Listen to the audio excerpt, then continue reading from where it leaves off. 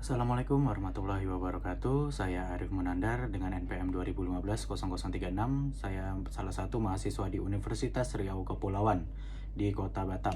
Di sini saya akan menjelaskan bagaimana solusi dari pengolahan sampah di sebuah kota yang cukup pesat pertumbuhan penduduknya. Sebelum itu, saya akan membacakan peraturan daerah di suatu daerah tentang pengolahan sampah. Dinamika pembangunan di sebuah kota yang cukup pesat, serta diiringi oleh pertumbuhan penduduk yang demikian cepat, telah membawa konsekuensi pada peningkatan volume sampah masyarakat, pertumbuhan penduduk, industri, wisatawan, dan perdagangan yang pesat di sebuah kota, menghasilkan sampah domestik yang lebih banyak.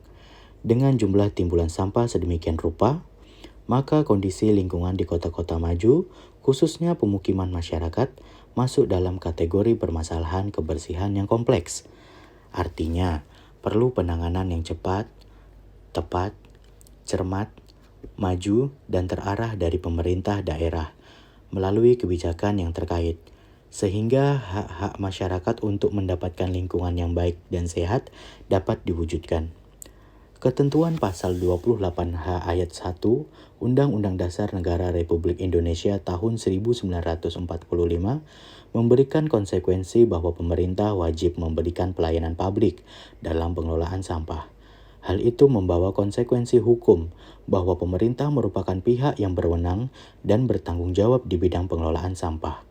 Meskipun secara operasional, pengelolaannya dapat bermitra dengan badan usaha, organisasi, yang bergerak di bidang lingkungan hidup atau pengelolaan dan kelompok masyarakat lainnya.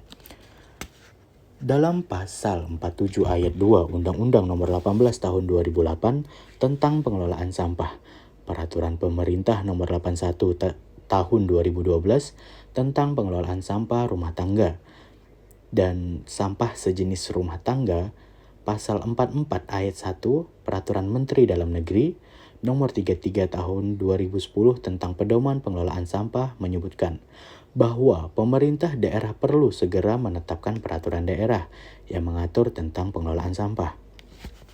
Jadi, menurut saya, solusi dari masalah ini ialah kita harus mengadakan sosialisasi. Sosialisasi secara masif atau padat terkait pengelolaan sampah melalui berbagai media. Sebab penting adanya pemahaman yang baik dan benar dari semua pihak terkait bagaimana pengelolaan sampah agar sampah bukan menjadi masalah, namun menjadi solusi yang berdampak bagi ekonomi, lapangan kerja, dan kesehatan bagi lingkungan. Dan kita dapat merubah perilaku baik penghasil sampah ataupun penanganan terhadap sampah itu sendiri. Salah satunya dengan penerapan sistem 3R, menjadi salah satu solusi dalam menjaga lingkungan yang murah, mudah untuk dilakukan. Jadi 3R ini juga dapat dilakukan oleh setiap orang dalam kegiatan sehari-hari. Di sini saya akan menjelaskan maksud dari penerapan sistem 3R itu apa sih. Jadi 3R itu yang pertama recycle, yang kedua reuse, dan yang ketiga reduce. Jadi recycle adalah mengelola kembali daur ulang sampah menjadi barang atau produk baru yang bermanfaat, seperti mengelola sampah organik menjadi kompos dan memilih produk dan kemasan yang dapat didaur ulang dan mudah terurai.